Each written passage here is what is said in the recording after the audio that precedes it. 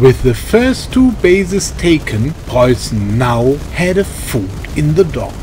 2 players suddenly had 6 groups instead of just 1. That helped enormously. Of course, PREUSSEN continued to attack. In the northeast of Map 11, bases of the player DLINGHAM now were the main target. Since the attack was neither disturbed by Big nor by GA, it was quite unspectacular. DLINGHAM's next base could also be taken undisturbed. The sudden restraint of both opponents was quite astonishing. With the capture of DLINGHAM's helibase, PREUSSEN already had 5 players who had a higher group limit on Map 11. Everyone has to sleep once in a while, and so I gave in to tiredness at this point and went to bed. That's why there are no pictures of what happened in the night from Friday to Saturday. GA still had many groups on the left edge of the map. Obviously, they were still afraid that PREUSSEN would attack there again. The next morning was really exciting. Would the bases have survived the night? In fact, all the bases were still there the next morning. The team had even been able to capture another base during the night. However, GA had then used the calm that had set in to block the northern highway. PREUSSEN at least managed to recapture the right of the 3 northern highways. This made it possible to transfer new groups for another attack on Map 11.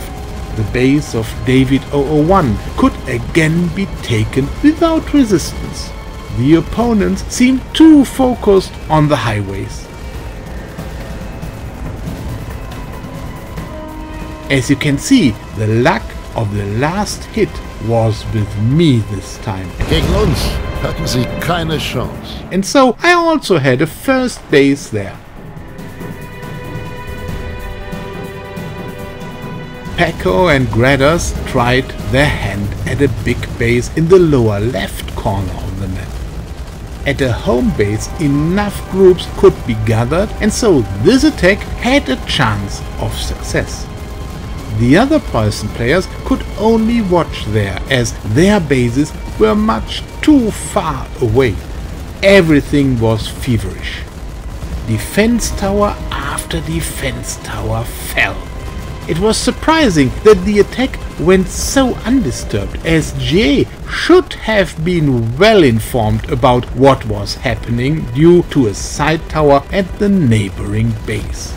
In fact, the last defense tower also fell. This was exactly the moment GA had been waiting for.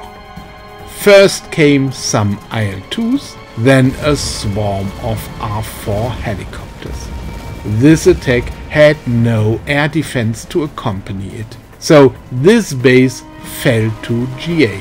This attack was therefore counterproductive.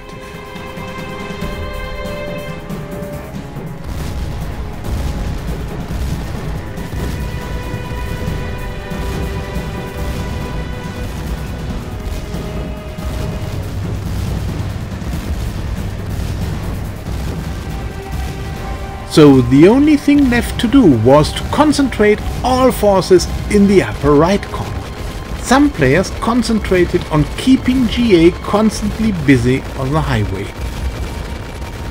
while most others single-mindedly attacked the next base. It was the right decision to focus on the weaker of the two opponents first in order to get first bases on this map. GA would then be better countered with increased group limits. This tactic also worked for the next base. Thus, it came about that on Saturday noon, PREUSSEN had 8 bases on Map 11. That was already a good start. Hope was germinating. But would this really be enough to conquer Map 11? They had not yet been able to really stand up to the stronger of the two alliances. The next episodes of this small video series will show whether this will really succeed.